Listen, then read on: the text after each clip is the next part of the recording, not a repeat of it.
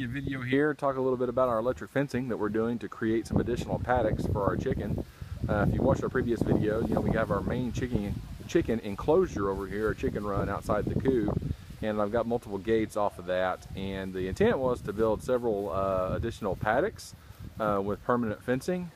And we're going to opt to try the electric fencing for a little while and see how that works. I've got two 100-foot strands of this electric fencing that I picked up from Premier One Supplies on the internet, had it shipped in. And between the supplies, got a gate down here that is an electrified gate in case we set up certain configurations where we want a gate to get into it. Between that, the charger and everything like that, it was around $500. And every time I seemed like I could go do fencing, when we did all this fencing here and the original paddock that we have back there in the back, you know, we'd end up with $300 or $400 or $500 worth of, you know, fencing supplies between the T-posts and the cattle panels and all that good stuff. So, you know, it takes a toll on the pocketbook, and hoping basically with this one final installment of fence that we can just move it where we want to and not have to spend any more money on fencing. And then if it works for the chickens, then later on we may try this for the goats. But so let me just go ahead and walk over here and show you how we've got this thing hooked up. So here's the fence. You know, we just got the wire, black wire coming off of the charger from the inside where I've got it plugged into the power. And of course we've got the insulating piece over there just tied to the fence to keep it standing upright. But I've tested it all the way around the fence. I've got over 6,000 volts going through the entire length of the fence all the way down there to the back, and it's working pretty good. So let's go take a look at our setup inside and show you what we got. So I'm over here inside the barn, and as you can see, I've got the Hot Shot charger hooked up, plugged in to the outlet there on the wall. The charger itself from Premier came with 100 foot of the electrical cord. And I just went ahead and spliced off a little bit of it to use as the grounding cord, and the rest of it I have here coiled up and run around to the outside to where it's plugged into the fence.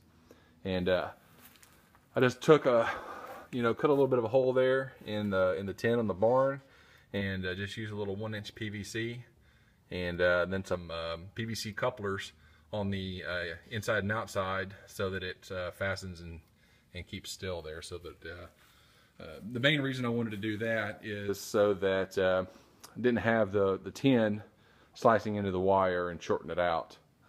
Wanted to be able to protect that insulated wire from the tin and not having it be cut up with any kind of movement or anything. So let's go back out to the outside of the barn and show you what it looks like out there. As you can see, I've got the PVC, the elbow coupler there on the wire. It's got the ground wire coming down. I've got it fastened to my ground rod down here. And then the other wire, I've just got it coming around and got it fastened up to the T-posts using the zip ties that we used in order to be able to run power to the chicken coop itself, and just have it run all the way back around to where we got it plugged in to the fence over there. And we've got this gate here. We've got this gate here that we can let them out in, and then of course we have the main gate up front, and between that 100-foot of cord coming off of there, you know, we'll just be able to cut those zip ties whenever I want to move it, and you know, we can be able to put it on this gate over here and let them out the back however we want to. And then of course in the front, what we'll do is I'll probably just go ahead and reel it back in and just run enough over there to be able to fasten the wire up there at the gate. So anyways, I wanted to show you how easy this was. It took me, you know, about, I don't know, maybe 20 minutes to unroll the fence over here and get it all stretched out and installed into the ground. Probably the biggest problem I have, if you watch some of our other videos where, you know, we did the food plots and some of the other stuff like that, I've got really rocky soil out here in my pastures, and the biggest challenge I had getting those things into the ground was dealing with the heavy rock content. So the posts themselves here, you can see right there, It's got a dual spike in order to be able to get this thing into the ground. Mash it down with your foot, with the rocks. I was still having trouble getting it in the ground, ended up having to use like a rubber mallet in order to beat the thing down into the ground. And that really didn't take that much effort in order to be able to get this thing installed.